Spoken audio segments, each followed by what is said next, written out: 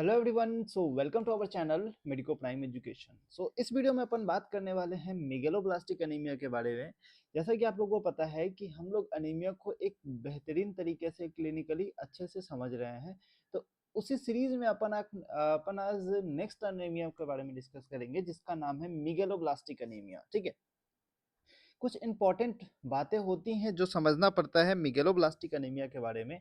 ठीक है, कुछ किस तरीके से डिफिशियंसी होती है। बेसिकली यहाँ पर में जो डिफिशियंसी हो रही है वो विटामिन B12 और फॉलिक एसिड के कारण जो डिफिशियंसी यहाँ पर में देखने को मिल रही है, इसके कारण आपको हो सकता है। ठीक है, तो अपन क्या बोलेंगे, जो विटामिन B12 का डेफिशिएंसी हो सकता है। सबसे पहले कुछ बातें हैं जो विटामिन B12 के बारे में हमें जान लेनी चाहिए कि विटामिन B12 जो होता है उसको हम लोग क्या बोलते हैं, साइनोकोबैलामिन। क्या बोलते हैं उसको, साइनोकोबैलामिन बोलते हैं। ठीक है, तो उसको क्या बोलते हैं, साइनोकोबैलामिन बोलते हैं। ठीक है, तो साइनोकोबैलामिन बोलते हैं। तो इसका डेली रिक्वायरमेंट हमें क्या होना चाहिए, डेली जो रिक्वायरमेंट है 2 से 3 माइक्रोग्राम होना चाहिए। इसका सोर्स क्या है, डेयरी प्रोडक्ट से सोर्स इसका होता है एग, फिश और मीट इसका सोर्स होता है। इतनी बातें अपन बायोकेमिस्ट्री में डन एंड डस्टेड हो चुका है। ठीक है, अब उसी सिलसिले में अपन देख लेते हैं मेगलोब्लास्टिक एनीमिया के बारे में। तो जो मेगलोब्लास्टिक एनीमिया कब बोलते हैं, जब विटामिन B12 का डेफिशिएंसी हो जाता है। ठीक है, और विटामिन B12 का डेफिशिएंसी होने के साथ साथ यहाँ पर में फॉलिक एसिड का भी जो डेफिशिएंसी देखा जाता है, then we can say that there is a deficiency of vitamin B12 and folic acid. So we can say that there will be the megaloblastic anaemia. But clinically ये different तरीके से show होगा। ठीक है, clinically folic acid के कारण क्या होगा एंड विटामिन B12 डेफिशिएंसी के कारण क्या होगा, वो सारी बातें अपन इस वीडियो में डिस्कस करेंगे। ठीक है, तो अब देख लेते हैं हमारा जो नेक्स्ट हमारा जो टर्म है। अब इसी में मैकेनिज्म, अब विटामिन B12 का एब्जॉर्प्शन कैसे होता है वो अपन अभी देखेंगे। ठीक है ना, तो विटामिन B12 का जो एब्जॉर्प्शन अपन देखते हैं, तो उससे पहले अपन ये देख लेंगे। हाँ, तो जो विटामिन B12 है ना हमारे पास, ये डाइटरी इंटेक में आया। विटामिन B12 के साथ साथ ये हिपैटोकोरिन यहाँ पर में ऐड हो जाता है। ये किससे सीक्रेट होता है, सलेवरी ग्लैंड से सीक्रेट होता है, सलाइवा में। तो यहाँ पर में एक कॉम्प्लेक्स बन जाएगा इसके साथ जुड़ के, विटामिन B12 एंड हेप्टोकोरिन कॉम्प्लेक्स। ठीक है, अब जो हेप्टोकोरिन कॉम्प्लेक्स है, अब धीरे धीरे और मुंह से कहा जाएगा इसोफेगस होते हुए कहाँ जाएगा, डिओडेनम में। तो डिओडेनम में गया, डिओडेनम में यहाँ पर में पैंक्रियाटिक प्रोटीज रिलीज होता है। वो इस कॉम्प्लेक्स को अलग अलग कर देता है, विटामिन B12 और विटामिन ये हिपेटोकोरिन कॉम्प्लेक्स को अलग कर देता है ना। अब इसके साथ एक और फैक्टर आके जुड़ जाता है जिसका नाम है इंट्रिंसिक फैक्टर, जो कि फंडस, जो कि सीक्रेट का हुआ था, स्टमक वाले पार्ट में सीक्रेट हुआ था फंडस में। अब ये स्टमक वाले पार्ट से होते हुए यहाँ पर में आ जाता है। ठीक है, और जुड़ता कहाँ है, डिओडेनम में। तो ये कॉम्प्लेक्स बन रहा है विटामिन B12 कॉम्प्लेक्स, और इंट्रिंसिक फैक्टर का कॉम्प्लेक्स बन रहा है। ठीक है, अब टर्मिनल इलियम में जिसका maximum site of vitamin B12 absorption है, बहुत इंपॉर्टेंट क्वेश्चन है, कौन सा फैक्टर है, कौन सा रिसेप्टर है जिसके थ्रू ये एब्जॉर्प्शन होता है, इसका नाम है क्यूबुलिन रिसेप्टर। ठीक है, अब ये ट्रांसकोवैलामिन्स 2 के साथ यहाँ पर में एक ट्रांसपोर्टेशन मॉलिक्यूल होता है, जैसे कि ट्रांसफेरिन अपन आयरन में पढ़े थे। इसी तरीके से यहाँ पर में ट्रांसकोवैलामिन 2 होता है, जिससे जिससे ये कंबाइन होके अदर पार्ट्स में यहाँ पर में ट्रांसपोर्टेशन होता है इसका। ठीक है ना, ये पूरा बात था मैकेनिज्म ऑफ एब्जॉर्प्शन के बारे में। ठीक है, इतनी बात क्लियर है। अब हम लोग देख लेते हैं क्या ऐसा फैक्टर है जिसके कारण विटामिन B12 डेफिशिएंसी यहाँ पर में देखने को मिलता है। ठीक है, सॉरी, फॉलिक एसिड का एटियोलॉजी के बारे में बात कर लेते हैं। तो एटियोलॉजी अपन हम मैंने बताया कि या तो फॉलिक एसिड का डेफिशिएंसी होगा या फिर हमारे पास विटामिन B12 का डेफिशिएंसी होगा। दो चीजें यहाँ पर में हो रही थी। तो यहाँ पर में विटामिन B12 का डेफिशिएंसी का क्या रीजन अपन लिख सकते हैं, यहाँ पर में विटामिन B12 कम हो गया। ठीक है, इसका रीजन क्या हो सकता है, इनटेक डिक्रीज हो गया। ठीक है, क्या हो सकता है, इनटेक डिक्रीज हो गया। क्या क्या इनटेक क्यों डिक्रीज हो गया, क्योंकि डाइट कम ले रहे हैं, अल्कोहलिज्म में इसका इनटेक डिक्रीज हो जाता है, छोटे बच्चों में लाइक इन्फेंसी में इसका इनटेक डिक्रीज होता है। तो ये सब आप अपने पॉइंट बना के इसको लिखना है इसमें। ठीक है, दूसरा बात है यहाँ पर में इम्पेयरमेंट, इम्पेयर्ड एब्जॉर्प्शन, एब्जॉर्प्शन में दिक्कत हो रहा है। ठीक है, एब्जॉर्प्शन इंपेयर्ड हो चुका है। ठीक है, जैसे माल एब्जॉर्प्शन सिंड्रोम से हो सकता है, इंटेस्टाइनल डिजीज हो सकता है, उसके केस में एब्जॉर्ब नहीं हो पा रहा। ठीक है, विटामिन B12। अब दूसरा है इसका रिक्वायरमेंट इंक्रीज हो गया, ठीक है, रिक्वायरमेंट इसका इंक्रीज हो गया, ठीक है। रिक्वायरमेंट कब इंक्रीज होता है आपको पता है, प्रेगनेंसी के समय रिक्वायरमेंट इंक्रीज होता है, इन्फेंसी के समय रिक्वायरमेंट इंक्रीज होता है, और कुछ कैंसर्स होते हैं जो कि डिसेमिनेटेड कैंसर जिसको बोलते हैं, उसके उस केस में भी यहाँ पर में रिक्वायरमेंट बढ़ जाएगा, ठीक है। तो फॉलिक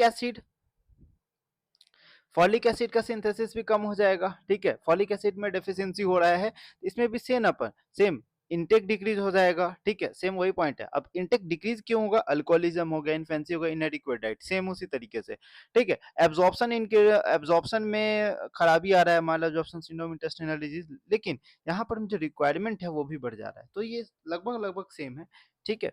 एल्कोहलिज्म दोनों का केस होता है, यहाँ पर में क्वेश्चन आता है, जो इंटेक डिक्रीज होता है वो एल्कोहलिज्म दोनों में केस आता है, ठीक है, दोनों में आता है। यहाँ पर में एल्कोहलिज्म के कारण यहाँ पर में फॉलिक एसिड का और विटामिन बी 12 का डेफिशिएंसी हो जाता है, ठीक है। लेकिन जब हम लोग क्लिनिकल फीचर्स के बारे में जब बात करते हैं तो कुछ इंपॉर्टेंट बातों का ध्यान रखना पड़ता है, जैसे कि यहाँ पर में क्लिनिकल फीचर्स जैसे अनीमिया वाले सिम्टम्स तो आएंगे ही, तो पैलर भी दिखेगा, फटीग दिखेगा, जॉन्डिस और स्प्लीनोमेगेली, क्योंकि यहाँ पर में इरिथ्रोपोइसिस इनइफेक्टिव हो रहा है, ठीक है, इरिथ्रोपोइसिस इनइफेक्टिव तो जॉन्डिस स्प्लीनोमेगेली देखने को मिलेगा। लेकिन कुछ न्यूरोलॉजिकल कॉम्प्लिकेशंस भी है यहाँ पर, जैसे कि subacute combined regeneration of spinal cord, ठीक है, ये हो सकता है। उसके साथ साथ यहाँ पर पेरिफेरल न्यूरोपैथी भी देखने को मिल सकता है, ठीक है, नमनेस होगा, पेरेस्थीसिया, वीकनेस, अटैक्सिया, ये सारा चीज देखने को मिलेगा, poor finger coordination and different reflexes. तब जब हम लोग इसका रिफ्लेक्सेस चेक करते हैं ना, तो रिफ्लेक्सेस इसका डिमिनिश देखने को मिलेगा, ठीक है, हैम्पर देखने को मिलेगा, हाथों में पैरों में पूरे नमनेस आ जाएगा, पेरेस्थीसिया हो सकता है, वीकनेस हो सकता है, ठीक है, पुअर फिंगर कोऑर्डिनेशन पुअर हो जाएगा, ठीक है। लेकिन जब हम लोग एक चीज याद रखो, यहाँ पर में बहुत इंपॉर्टेंट क्वेश्चन है, कि जो न्यूरोलॉजिकल मैनिफेस्टेशंस होते हैं ना, वो सिर्फ विटामिन बी 12 डेफिशिएंसी के कारण होते हैं, फॉलिक एसिड डेफिशिएंसी के कारण नहीं होते। अब इस बात को समझने के लिए अपन को एक चीज याद रखना पड़ेगा, ये जो टेबल मैं आपको दिखा रहा हूँ, विटामिन बी 12 का जो यहाँ पर क्या बोलते हैं, रिएक्शंस होते हैं कुछ कुछ, तो विटामिन बी 12 क्या क्या रिएक्शन करता है, 3 रिएक्शन आपको याद रखना है, इस 3 रिएक्शन से आपको सारा फीचर्स आपको याद होने वाला है, ठीक है। तो अब इसका फीचर, अब ये पूछते हैं वाइवा में, बेसिकली पूछते हैं, और तुम्हें पैथोजेनेसिस में ये एक्सप्लेन करना पड़ेगा, है ना। तो यहाँ पर में डी यूरिडाइल से डी थाइमिडाइल में चेंज होता है, डी यूरिडाइल मोनोफॉस्फेट, मतलब d uridyl monophosphate and d uridyl sorry d thymidyl monophosphate, तो ये चेंज होता है किसके प्रेजेंस में, विटामिन बी 12 के प्रेजेंस में। अब देखो, अब विटामिन बी 12 भी कम है, तो क्या थाइमीन बनेगा, क्या नहीं, तो थाइमीन में डिफिशियंसी हो जाएगा, जिसके कारण nuclear maturation lags behind cytoplasmic maturation, तो न्यूक्लियस का मैचुरेशन ज्यादा होगा और साइटोप्लाज्मिक मैचुरेशन कम होगा, जिस कारण न्यूक्लियर साइटोप्लाज्मिक एसिंक्रोनी देखने को मिलेगा, और सेल का लीनियर जो है उसका मैचुरेशन में अरेस्ट हो जाएगा, ठीक है, जिसके कारण हिमेटोपोइसिस इनइफेक्टिव होगा और पैनसाइटोपिनिया होगा। पैनसाइटोपिनिया मतलब यहाँ पर में क्या बोलते हैं, यहाँ पर में अनीमिया भी देखने को मिलेगा, डब्ल्यूबीसी का काउंट कम हो जाएगा और प्लेटलेट का काउंट भी कम हो जाएगा, ठीक है। तो ये सब सारा लैब डायग्नोसिस में भी देखेंगे अपन कि क्या होता है, ठीक है। नेक्स्ट है जो होमोसिस्टीन है ना, उसको मिथ्योनिन में चेंज करेगा विटामिन बी 12। तो क्या आप बताओ कि इसके प्रेजेंस में, इसके एब्सेंस में, विटामिन बी 12 के एब्सेंस में होमोसिस्टीन का लेवल बढ़ जाएगा क्या। जो होमोसिस्टीन आप लोगों को पता है, क्या कहते हैं, बायोकेमिस्ट्री में आप पढ़ के आए हो कि जो होमोसिस्टीन का लेवल अगर बढ़ता है तो एथेरोस्क्लेरोसिस और आर्टेरियल थ्रोम्बोसिस, मतलब कार्डियोवैस्कुलर डिजीज का रिस्क यहाँ पर में कार्डियोवैस्कुलर डिजीज का रिस्क यहाँ पर में बढ़ जाता है, ठीक है। थर्ड जो रिएक्शन है उसमें अपन को क्या देखना है, मिथाइल मेलोनाइल कोए से सक्सिनाइल कोए में फॉर्मेशन होता है in the presence of vitamin B 12, ठीक है। अब ये सक्सिनाइल कोए क्या है, न्यूरोनल लिपिड्स जो बनता है, जब माइलिन शीथ बनता है, उसमें जो सक्सिनाइल कोएंजाइम है बहुत इंपॉर्टेंट हेल्प करता है। इसीलिए अगर मान लो विटामिन बी 12 में डेफिशिएंसी हुआ तो मिथाइल मेलोनाइल कोएंजाइम ए का बढ़ जाएगा, लेकिन सक्सिनाइल कोए कम हो जाएगा, जिसके कारण न्यूरॉन के फॉर्मेशंस में प्रॉब्लम आएगा, जिसके कारण यहाँ पर में न्यूरोलॉजिकल कॉम्प्लिकेशंस देखने को हमारे पास मिल रहा था, ठीक है। अब ये जो न्यूरोलॉजिकल कॉम्प्लिकेशंस यहाँ पर में मिल रहे हैं, ठीक है, ये जो न्यूरोलॉजिकल कॉम्प्लिकेशंस क्या है, subacute combined degeneration of spinal cord, तो ये मेन इंपॉर्टेंट क्वेश्चन है आपके लिए, ठीक है। इतनी बात क्लियर है। चलिए, तो जो लास्ट पार्ट है, जो हमारा लास्ट जो पार्ट है हमारा, वो है लैब डायग्नोसिस। तो आप देख रहे होंगे लैब डायग्नोसिस में कितने को एकदम अच्छे तरीके से मैं समराइज करके आपको मैं पूरा मेगलोब्लास्टिक एनीमिया ये आपको दिख रहा है इसमें, है ना? पूरा मेगलोब्लास्टिक एनीमिया आपको दिख रहा है। जब आप हाई रिज़ॉल्यूशन पे आप वीडियो देखोगे तो ये सारा चीज़ आपको क्लियर दिखेगा। इसी में अपन देख लेते हैं लैब डायग्नोसिस, ठीक है? तो आपको पता है लैब डायग्नोसिस अपन कैसे-कैसे पढ़ते हैं? सबसे पहले अपन पढ़ते हैं ब्लड, ठीक है? ब्लड वाले में देखते हैं कि किस तरीके से है। तो ब्लड में अपन क्या देखेंगे? हीमोग्लोबिन कंसंट्रेशन तो कम है, तभी तो भाई हम लोग एनीमिया पढ़ रहे हैं, है ना? दूसरा है पेरिफेरल स्मीयर में आप देखो तो ये सारा चीज आपको दिखेगा। मैक्रोसाइटोसिस, मैक्रोवेलोसाइट्स, एनएसोसाइटोसिस, पॉइकिलोसाइटोसिस, टीयर ड्रॉप सेल्स, इस तरीके का आरबीसी हो जाएगा। ये ऐसे नहीं, टीयर ड्रॉप लेग देखा है क्या? इस तरीके से आरबीसी इस तरीके से हो जाएगा। वेसोफिलिक स्टिपलिंग हो जाएगा यहाँ इस तरीके से, वेसोफिल जैसा लगेगा। आरबीसी बेसोफिल की तरह लगेगा, ठीक है ना? कैबोट रिंग दिखेगा, हॉली जॉली बॉडी दिखेगा। अभी मैं आपको पेरिफेरल स्मीयर में अभी आपको दिखाता हूँ। चलिए दिखाते हैं अपन। चलिए, तो ये है हमारे पास है आरबीसी का पेरिफेरल स्मीयर जिसमें आपको मैक्रोवेलोसाइट्स आपको दिख रहा है। ये जो आप देख रहे हो स्मॉल लिम्फोसाइट से अपन जब कंपेयर करेंगे तो ये जो वेलोसाइट्स है मैं आपको और जूम करके दिखा रहा हूँ, ठीक है? तो ये जो वेलोसाइट्स है ना, ये जो मैक्रोवेलोसाइट्स हो गया, ठीक है? ये मैक्रोवेलोसाइट्स अब देख रहे हो सेंट्रल पैलर एकदम कम है, ठीक है? मैक्रोवेलोसाइट्स है और सेंट्रल पैलर यहाँ पर में तो क्या बोल सकते हैं? लार्ज ओवल आरबीसी हो जाएगा प्लस एब्सेंस और प्रेजेंस ऑफ सेंट्रल पैलर। तो सेंट्रल पैलर एब्सेंट भी हो सकता है, एकदम थोड़ा छोटू सा होगा। ये पूरा यहाँ पर में आरबीसी यहाँ पर में ब्लैक कर दे, ये देखो इस तरीके से, है ना? इस तरीके से आपको दिखेगा। अर्लीस्ट फाइंडिंग इसको बोलते हैं, मैक्रोवेलोसाइट्स को हम लोग क्या बोलते हैं? अर्लीस्ट फाइंडिंग बोलते हैं, ठीक है? अब आप देख रहे होगे यहाँ पर में अगर उसी के बारे में अगर जिक्र कर लेते हैं तो यहाँ पर आपको दिख रहा होगा हाइपर सेगमेंटेड न्यूट्रोफिल्स आपको दिख रहा है। 1 2 3 4 5, 1 2 3 4 5 6, मतलब अगर ग्रेटर देन 5 लोब्स हमें न्यूक्लियर लोब्स अगर देखने को मिलता है तो हम क्या बोलेंगे? Hyper segmented neutrophils. अभी बात करेंगे, पर हम लोग अभी देखते हैं कैबॉट रिंग। कैबॉट रिंग क्या बोलते हैं? 8 यहाँ पर में कैबोट रिंग दिखेगा, ये आप देख रहे हो कैबोट रिंग, है ना? ये आप जब जूम करोगे तो देखोगे कैबोट रिंग। तो ये किसके फॉर्मेशन से बनता है? माइक्रोट्यूब्यूल्स यहाँ पर में आपस में इस तरीके से अरेंज हो जाते हैं, इसको बोलते हैं कैबोट रिंग, ठीक है ना? हॉली जॉली बॉडी आपको दिखेगा, न्यूक्लियर रेमिनेंट दिखता है आपको, ठीक है ना? जो माइक्रोट्यूब्यूल्स है ना वो इस तरीके से अरेंजमेंट हो जाते हैं, जो मैं 8 टाइप का बनाया हूँ, ठीक है? हॉली जॉली बॉडी दिखेगा यहाँ पर में क्या होता है ना, जो न्यूक्लियर रिमेनेंट के कारण इनफेक्टिव हेमेटोफाइसिस, यहाँ पर में हॉली जॉली बॉडी को बोलते क्या है? एक तरीके का न्यूक्लियर रिमेनेंट है। या देखो यहाँ पर में कुछ न्यूक्लियस का पार्ट यहाँ पर में ड्यूरिंग द मैचुरेशन, आरबीसी का मैचुरेशन जब होता है तो न्यूक्लियस धीरे डिसअपियर होने लगता है, लेकिन इनइफेक्टिव हेमेटोफाइसिस के कारण कुछ न्यूक्लियस का पार्ट यहाँ पर में आरबीसी के साइटोप्लाज्म में आपको देखने को मिल सकता है। इसी को बोलते हैं हॉली जॉली बॉडी। ये पूरे को हॉली जॉली बॉडी नहीं बोलेंगे, आरबीसी के अंदर एक न्यूक्लियर रेमिनेंट होता है उसको बोलेंगे हॉली जॉली बॉडीज, ठीक है? फाइन बेसोफिलिक स्टिपलिंग आपको देखने को मिलेगा, ठीक है? ये देखो ये बेसोफिलिक स्टिपलिंग है, ये बेसोफिलिक स्टिपलिंग है, ठीक है ना? बेसोफिल जैसा आपको यहाँ पर में देखने को मिलेगा, ठीक है? तो फाइन ब्लूइश डॉट आरबीसी में देखने को मिलेगा जिसको बोलेंगे बेसोफिलिक स्टिपलिंग, ठीक है? इतनी बातें क्लियर है। टीयर ड्रॉप सेल्स आपको इसमें कहीं ना कहीं दिख जाएगा, ठीक है? इसमें तो नहीं दिख रहा, लेकिन टीयर ड्रॉप सेल्स आपको इस तरीके से आरबीसी, इस तरीके से आरबीसी आपको दिख जाएगा, है ना? टीयर ड्रॉप सेल्स, ठीक है? कैबोट रिंग समझ में आ गया, हॉली जॉली बॉडी समझ आ गया, पॉइकिलोसाइटोसिस अलग अलग शेप एंड साइज आपको देखने को मिलता है, ठीक है? आरबीसी का। चलिए, आरबीसी एंडाइसिस का बात करते हैं तो एमसीबी इंक्रीज होता है, एमसीएचसी इंक्रीज होता है, जिसके कारण यहाँ पर में हाइपरक्रोमिक देखने को मिलेगा। हाइपरक्रोमिक किसके कारण होता है? एमसीएच इंक्रीज होता है, लेकिन एमसीएचसी डिक्रीज भी हो सकता है, नॉर्मल भी हो सकता है ये, ठीक है ना? रेटिक काउंट यहाँ पर में लो टू नॉर्मल। एंड डब्ल्यूबीसी का जब हम लोग बात करते हैं तो हाइपर सेगमेंटेड न्यूट्रोफिल्स देखने को मिलेगा greater than 5 number of lobes, ठीक है? ये फर्स्ट मैनिफेस्टेशन होता है मेगालोब्लास्टिक एनीमिया का। प्लेटलेट्स में आपको बिजारे फॉर्मेशंस देखने को मिलता है, ठीक है? इतनी बातें आपको याद रखना है। हाइपर सेगमेंटेड न्यूट्रोफिल्स अगर 5 न्यूक्लियर लोब से ज्यादा होगा तो अपन बोलेंगे हाइपर सेगमेंटेड न्यूट्रोफिल्स, ठीक है?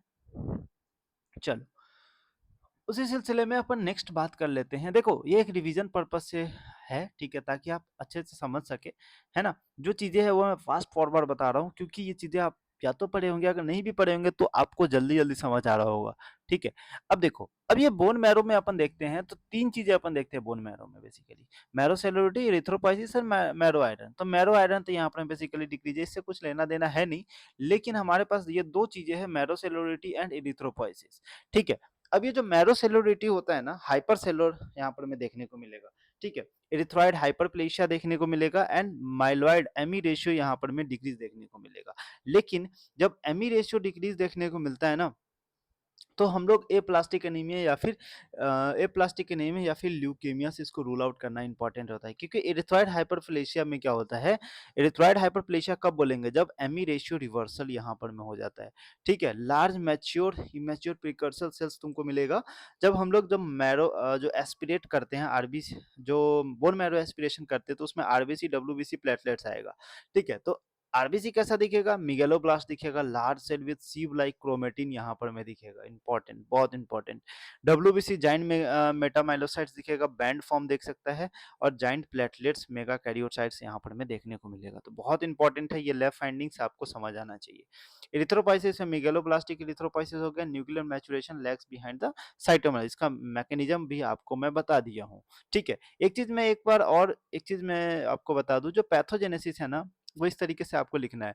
पहले तो ये आपको बायोकेमिकल रिएक्शन समझा देना है इस तरीके से, ठीक है? उसके बाद नीचे में आपको पैथोजेनेसिस करके लिखना है कि जब अब डीएनए का सिंथेसिस इनएडिक्वेट क्यों हो रहा है, ये सारा फैक्टर आपको पता है। ये सारा चीज़, थायमिन का सिंथेसिस कम हो रहा है, सक्सिनाइल कोएंजाइम कम हो रहा है, ठीक है? तो ये सब के कारण क्या हो रहा है, डीएनए का सिंथेसिस इनएडिक्वेट हो रहा है, जिसके कारण डिफेक्टिव न्यूक्लियर मैचुरेशन डिफेक्ट हो रहा है, ठीक है? मैचुरेशन अब न्यूक्लियस का मैचुरेशन जल्दी लैग बिहाइंड द साइटोप्लाज्म, जिसके कारण न्यूक्लियस साइटोप्लाज्म एसिंक्रोनी यहाँ पर हमें देखने को मिल रहा है, क्योंकि साइटोप्लाज्म पहले मैच्योर हो रहा है न्यूक्लियस से, ठीक है ना? तो इसीलिए maturation of the nucleus lag behind that of cytoplasm, ठीक है? जिसके कारण मिगेलोब्लास्ट और मैक्रोसाइट्स आपको देखने को मिल रहा है, ठीक है? इतनी बात क्लियर है? ओके। सो नेक्स्ट हम लोग देखते हैं बायोकेमिस्ट्री में, सीरम फेरेटिन से कोई लेना देना है नहीं, हमें याद ये रखना है कि विटामिन बी 12 और ऐसे यहाँ पर हमें डिक्रीज देखने को मिलेगा, होमोसिस्टिन लेवल का बढ़ा हुआ देखने को मिलेगा, जिसके कारण कौन सा मैनिफेस्टेशन आ रहा था, कार्डियोवेस्कुलर मैनिफेस्टेशन आ रहा था, ठीक है?